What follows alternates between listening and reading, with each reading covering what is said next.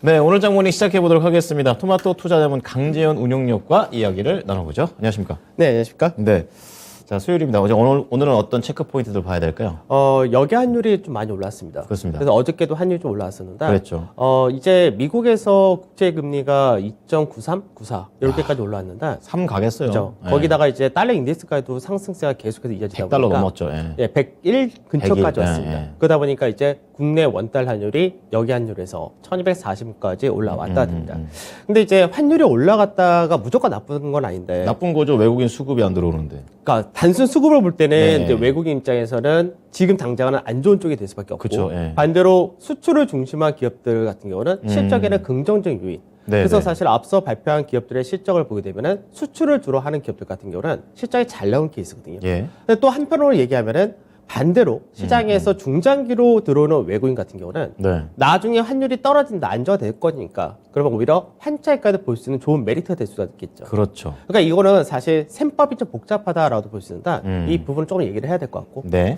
그다음에 이제 어제 업종별 흐름 보면 전반적으로 다 좋은 흐름 보여줬습니다. 네. 그래서 특히나 이제 IT 같은 경우가 그동안 항상 시장보다 못했던 부분이 그쵸. 어제 같은 경우는 시장보다 강한 흐름을 보여줬었다 되고요.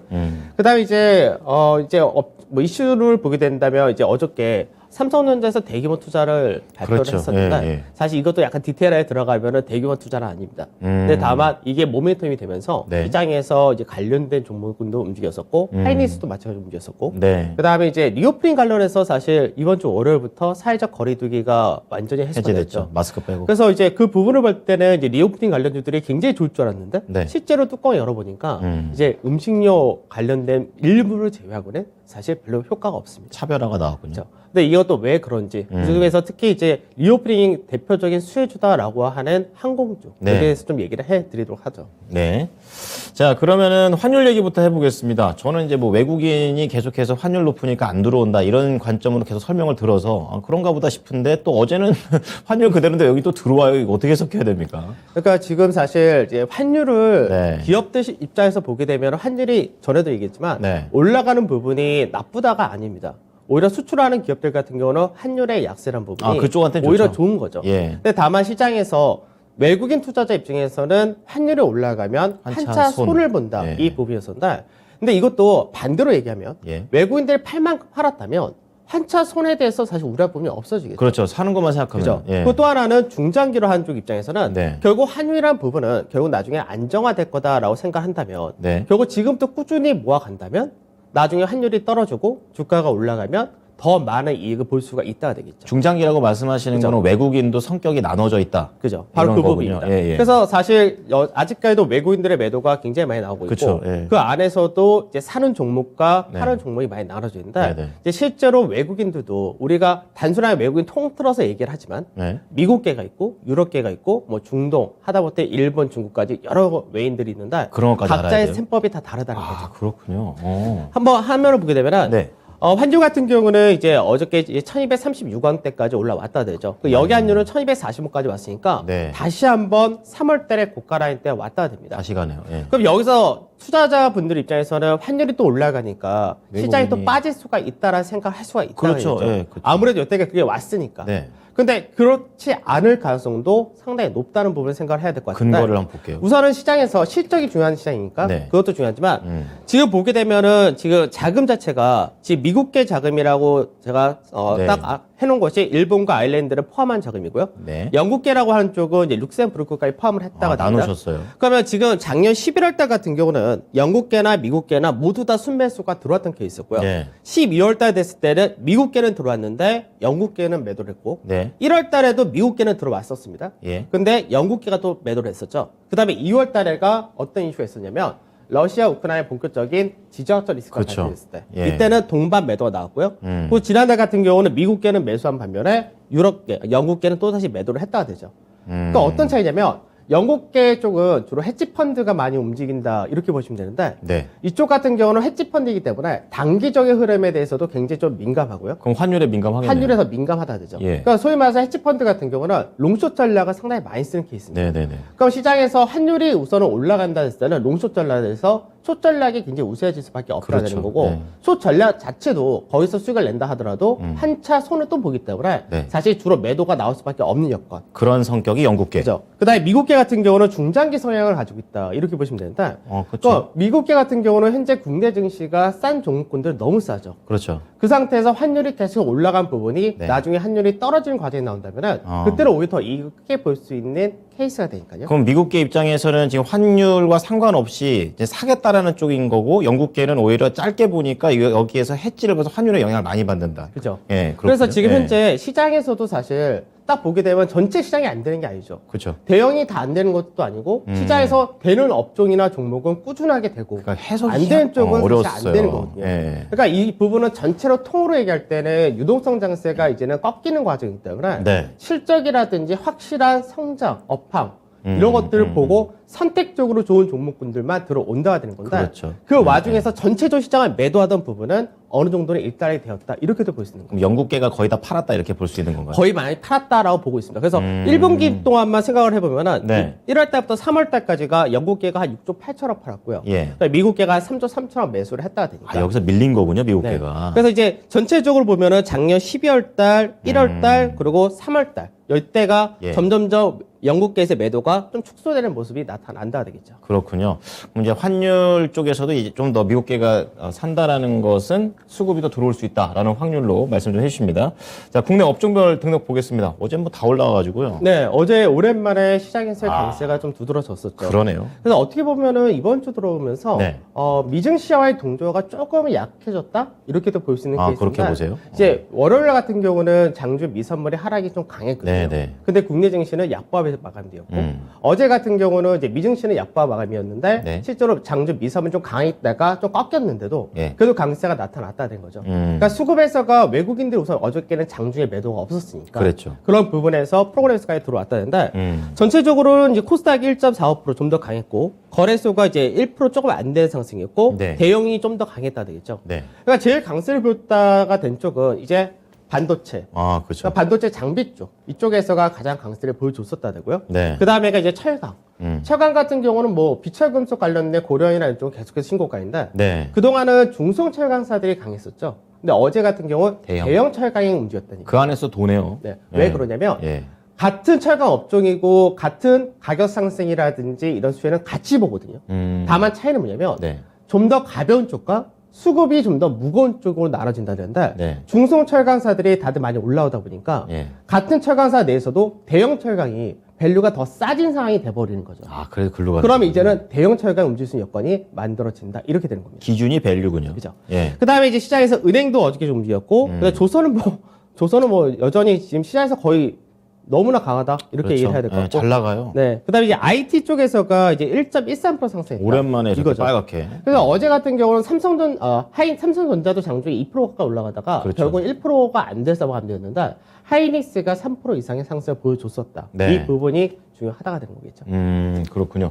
그럼 이 전기전자와 관련해서는 어떻게 보세요? 단기 반등으로 보십니까? 아니면 이제 좀 추세적으로 올라간다고 보십니까? 저는 이제 거의 바닥은 만들어 간다라고 보고 있습니다.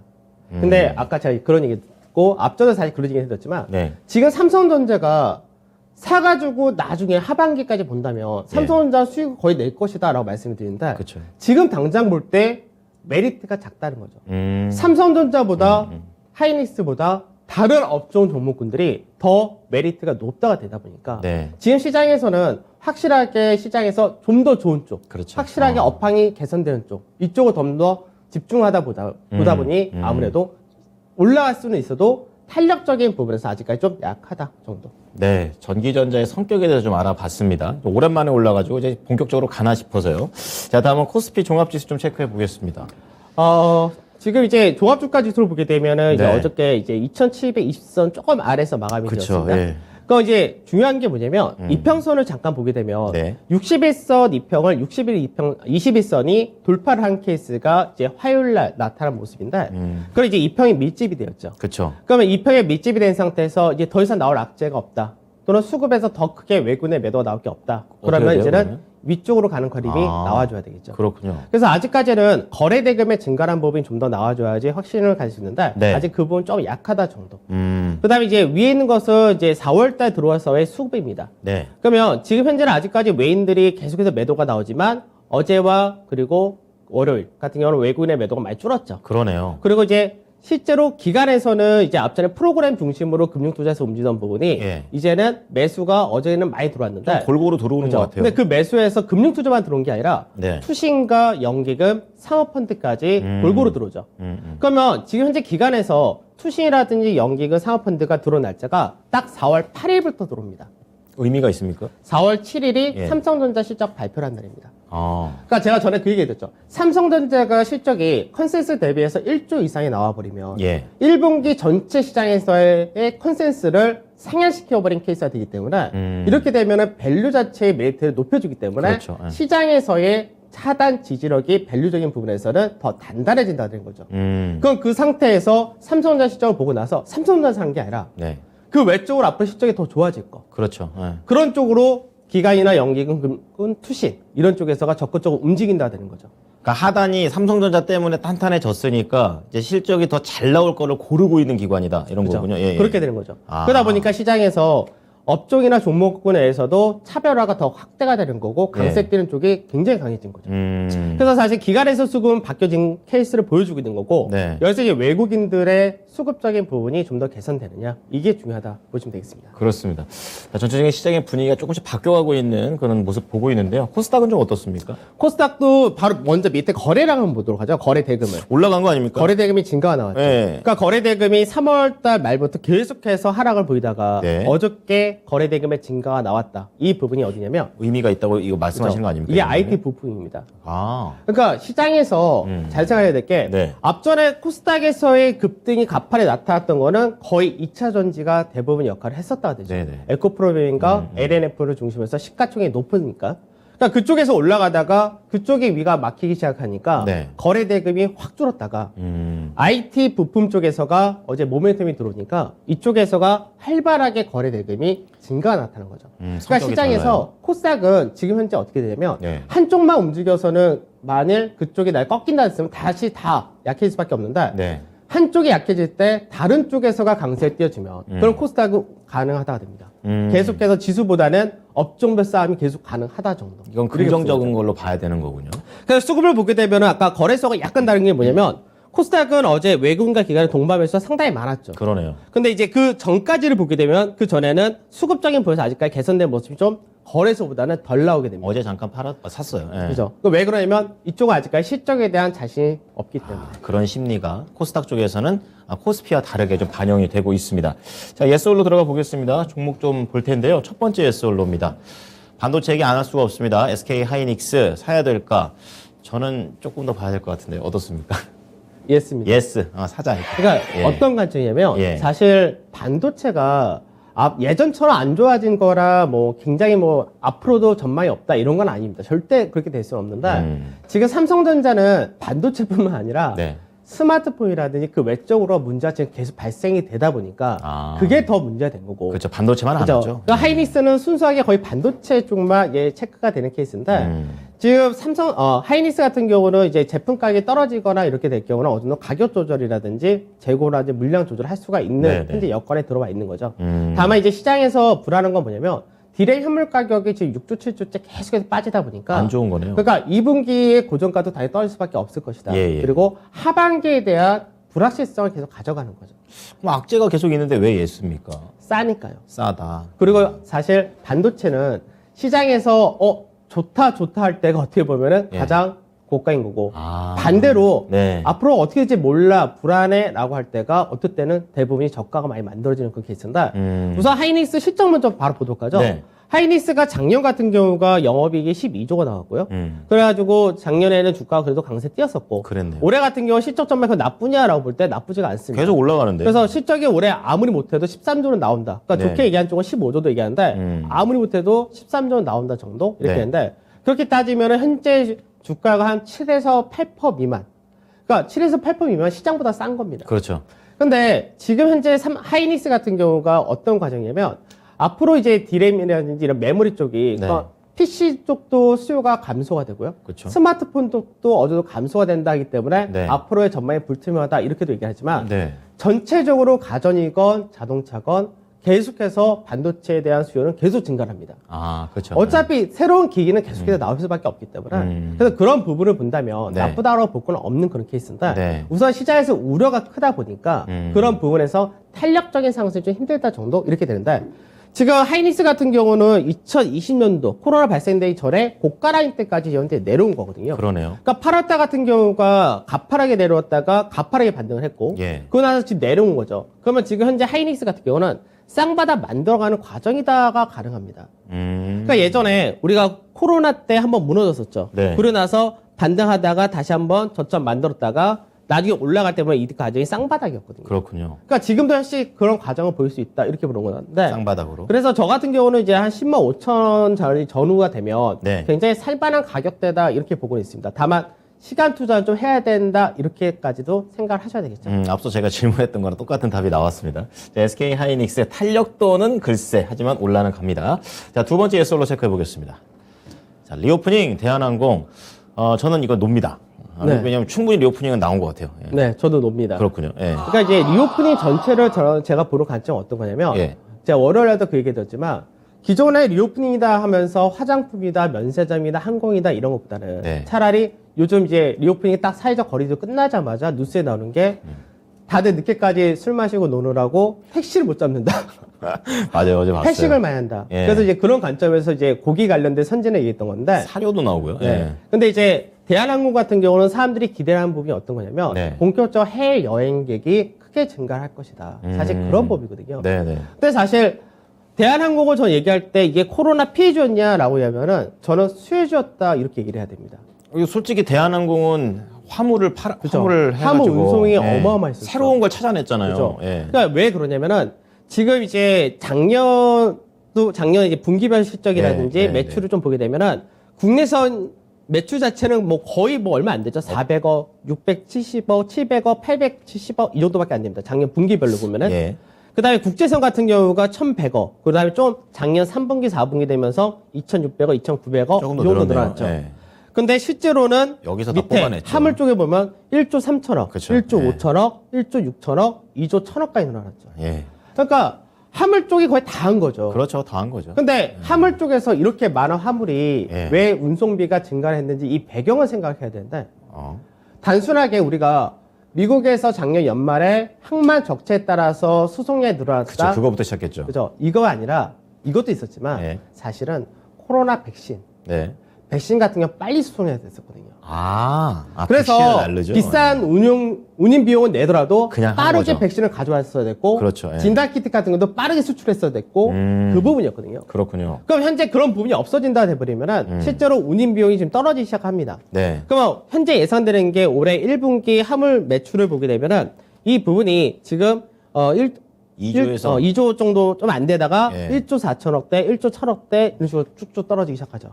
이게 국제선이 빨리 살아나야겠네요. 그러니까 그러면. 국제선이 그게 빨리 살아날 수가 있냐? 예. 그게 쉽지가 않은 그렇죠. 거죠. 예. 왜 그러냐면 지금 현재 우리나라는 사회적 거리들 다 풀었고요. 그렇죠. 미국이나 유럽 같은 경우는 많이 이제 상관없이 움직인다 되는데 네. 우리나라 여행을 할 수 있는 그 많은 국가들 중에서 아직까지 우리나라에서 완전 해제한 국가가 많지가 않습니다. 그렇죠. 가고 그래서 싶어도 못 가네요. 가고 싶어도 못 가는 경우가 있고 그러다 보니까 이 회복이 상당히 늦을 수 있다는 거. 그렇군요. 그리고 운송 같은 경우 화물 운송에서 마진을 거의 20%까지 받았었기 때문에 네. 이 수치를 현재는 못 받는다 되는데 여객에서 그만큼 받을 수 있냐 이 부분도 안 속도가 좀 안 맞을 것 같긴 안 하네요. 맞는 거죠. 네. 그래서 사실 저는 개인적으로 대한항공은 여객 운송보다는 함 운송으로 제대로 돈을 버는 케이스. 네. 그래서 현재는 위로 간다 하더라도 윗자리가 그렇게 상승폭이 크지가 않을 겁니다. 제한적이군요. 많이 올라가야 한 10에서 15%. 그래서 사실 먹을 게 별로 없는 케이스. 네. 알겠습니다. 자, 대한항공 봤고요. 마지막으로 한 종목 더 보겠습니다. 예스올로. 예, 원익 IPS. 차라리 이렇게 장비 쪽이 낫지 않나 이런 생각 드는데 어떻습니까? 네, 예. 맞습니다. 예. 이해했습니다. 근데 사실 이제 어저께 삼성전자가 이제 메모리 쪽 투자를 이제 3.5조까지 늘리겠다 뭐 이렇게 얘기를 그럼 장비 사겠네요. 예. 근데 이게 사실은 지금 장비들도 가격이 다 올라갔습니다. 그렇군요. 그래서 원래가 삼성전자가 29조에서 30조 정도 투자한다 했던 부분을 한 10% 좀 넘게 네네. 증가시킨 건데 이게 제품 가격의 증가분이다 이렇게도 얘기를 합니다. 아, 그럼 뭐 장비수를 늘리거나 그런 건 아닌 거예요? 그런 건 아니다라고 얘기하는데, 네네. 근데 이제 그걸 떠나서 예. 원래 삼성전자가 본격적인 발주가 2분기 이후부터 나오기로 예정이 돼 있었습니다. 네. 그래서 그 부분이 시장에서는 나오겠지 하는 네. 기다리면서 이제 어저께 그런 내용이 나오다 보니까 강하게 반등이 나타났다 되죠. 기다렸군요. 그래서 원희 IPS 같은 경우는 계속해서 이제 굉장히 오랫동안 하락했었고 고점이 굉장히 낮아져요. 바닥권에서 바닥 다 다지는 모습이었는데 이 부분이 이제 어저께 강하게 움직이면서 박스권 중간 마디와 그리고 추세를 돌파하는 흐름이 나타났다 되고요. 네. 올해 실적 전망을 봤을 때는 올해 실적 전망이 현재는 뭐 2,420억 정도 전망이 되기 때문에 네. 작년 대비해서 확연하게 좋아진다. 이렇게 보시면 되겠죠. 그래서 바닥에서 이제 바닥을 잘 만들고 올라오는 종목이다. 이렇게 보시면 되겠습니다. 네, 실적 차트 다 괜찮네요. 자, 그럼 투자 전략 들어가 보도록 하겠습니다. 미 국채 금리라든지 달러 인덱스가 이제 정점에 들어오는 거냐, 사실 이 부분은 이제 확인하는 과정에 며칠 있어야 되겠죠. 확인. 근데 이제 이 부분은 어차피 뭐 미국에서의 연준회의가 나오면 거의 끝나지 않을까 싶기도 한데, 그 시점이 우선은 그거군요. 이제 국내 원 달러 환율도 예. 올라가는 모습을 보여주니까, 다만 이게 아까도 나눠서 보여드렸던 미국계, 것이 유럽계. 외국인들 예. 성향도 다르다는 거. 네. 그래서 중장기로 꾸준히 사는 쪽이 있고, 네. 헤지펀드 중심의 자금 이탈이 나온 쪽이 있다. 이 부분 좀 생각하셔야 네, 될것 같고요. 새롭게 안 부분이고요. 그다음에 이제 다음은요? 어닝 시즌이 이제 계속해서 오늘 미국에서도 미국도 뭐 그렇고, 넷플릭스 우리나라도 실적 발표하고 그렇고. 나서 난리가 좀 나오고 있는데 맞습니다. 별로 그렇게 크게 연결을 국내에서는 나타날 건 없을 것 같고. 넷플릭스야 뭐. 예. 그다음에 이제 업종별 종목별 차별화가 더 커진다는 거. 그러니까 사실 요즘 보면은 대형주 내에서도 탄력이 좋은 쪽은 굉장히 셉니다. 그러니까 잘 그러니까 왜 찾아야 그러면 돼요. 예. 시장에서 선택을 하는 거고 그쪽으로만 집중하는 과정이 나다 보니까 네. 이제 그 부분이 좀 더 세진다 되겠죠. 네. 그러니까 자동차는 지금 계속해서 바닥권에서 올라온다는 부분 거의 변동 없고요. 2분기도 더 좋아진다라는 계속의 전망치가 더 나오기 시작을 합니다. 네. 그러니까 철강과 비철금속은 뭐 여전히 좋을 수밖에 없고, 건설은 이제 실적 발표 전후로 하면서 좀 많이 움직일 것 같은데 네. 그냥 바닥권을 잡아갔다 정도. 그러니까 정유도 여전히 실적이 좋다는 기대치 가져가고 있고요. 기계라든지 쪽 있고, 이제 해운을 좀 더 보셔야 됩니다. 해운. 해운은 이제 충분히 조정을 받았다. 아, 충분히 그리고 조정 받았다. 중국에서의 경제 봉쇄가 이제 20일 이때를 기준해서 완화시킨다라는 여러 가지 정책이 발표된다고 앞전 나왔었죠. 오늘이잖아요, 그럼. 오늘이죠. 아, 그렇군요. 시기상 그런 게 또 있군요. 해운도 같이 보셔야겠고요. 그 목표가 도달 종목이 있습니다. 포스코 인터내셔널 4월 초에 얘기를 해주셨는데 수익이 20% 낮고요. 어제 도달을 했네요. 추가적으로 어떤 전략이 좀 있을까요? 포스코 인터내셔널 그때 설명해 드릴 때 예. 이런 거죠. 원자재를 주로 판매하는 회사고 네. 미얀마라든지 호주에 새롭게 회사를 인수하면서 이제 천연가스라든지 이쪽에 대한 앞으로의 실적을 좋게 만들 수밖에 없다 쪽인데 네. 지금 유가라든지 천연가스는 가격이 다들 워낙에 올라 있는 그쵸, 상태니까 예. 실적이 올 한해 계속 좋을 가능성이 나쁠 게 높습니다. 없죠. 그러다 보니까 현재 주가가 밸류 자체가 싸다가 돼 있는 거고 1분기도 실적이 굉장히 잘 나온다 이렇게 전망이 되어 있습니다. 그래서 앞전에 25,000원 전후가 이 가격이 박스권의 상단 자리 구간이 들어오는데 네. 지금 자리에서 이제 조금 추가적인 상승이 나온다면 한 차례는 좀 팔아주시는 게 좋다라고 생각하는 것이 월요일날 실적 발표가 있습니다. 그래서 현재는 실적에 대한 기대치로 단기간 한 20% 올라왔기 때문에 네. 그러면은 아. 실적 발표할 때 한번 차익실현 떨 수 있다는 거. 그렇죠. 그거 생각하시고 나중에 다시 차익실현 다음에 재매수하는 관점. 그래서 꾸준하게 보셔야 될 건 종목. 네. 세부적으로 한번 샀다 팔았다 하는 그런 내용이 좀 필요해 보입니다. 실적이 있다고 하네요. 자, 관심 종목 체크해 보겠습니다. 오늘은 어떤 종목입니까? 네, HMA입니다. 나왔군요. 우선 이제 실적에 대한 컨센서스가 2조 6천억입니다. 네. 굉장히 높습니다. 그러네요. 잘 나갑니다. 그러니까 이제 제일 문제됐던 게 앞전에 주가가 강하게 움직이다가 하락했던 부분이 중국에서의 경제 봉쇄가 네. 장기화되기 시작하면서 근데 장기화가 무기한으로 아니고. 연계되기 시작하면서 주가가 많이 빠졌던 거예요. 그랬군요. 그래서 이제 그 부분이 이제 정상화된다는 거, 그 부분에 따라서 이제 큰 주가가 호재네요. 반등할 수 있는 여건이 만들어진다 이렇게 보시면 될 것 같고, 네. 뭐 여전히 밸류적인 부분에서는 싼 종목이니까 뭐 네. 추가적으로 더 얘기할 것도 없을 것 같고. 네, 차트 볼게요. 차트 한번 보게 되면 차트상에서는 예전에 박스권의 상단을 넘어갔다가 그렇군요. 그래서 마디 하나 딱 뽑았었죠. 네. 마디를 뽑았다가 박스권 상단 자리로 다시 내려왔었는데 내려왔어요? 여기서 중국에서의 경제 봉쇄가 무기한 연장된다는 소리에서 한 번 더 빠진 거죠. 네. 그 현재는 박스권의 중간 마디에서 지지를 밟아주는 모습을 보여준다 됩니다. 네. 그러니까 이 구간대에서 이제 위로 다시 한번 돌파가 나온다면은 지금 앞전 추세라인 때를 돌파했다가 다시 내렸는데 네. 추세를 다시 한번 또 넘어갈 가능성이 높아진다 이렇게 보시면 되겠죠. 가격은요? 그래서 매수가로는 27,000원에서 27,700원 매수로 말씀드리고 손절은 25,000원, 목표가는 32,000원 말씀드리겠습니다. 네. 자, 오늘의 관심 종목은 HMM이 되겠습니다. 잘 참고해 보시기 바랍니다. 오늘 내용 감사합니다. 고맙습니다. 네, 감사합니다. 네, 토마토 투자자문 강재훈 운용력과 함께한 오늘장 모닝이었습니다.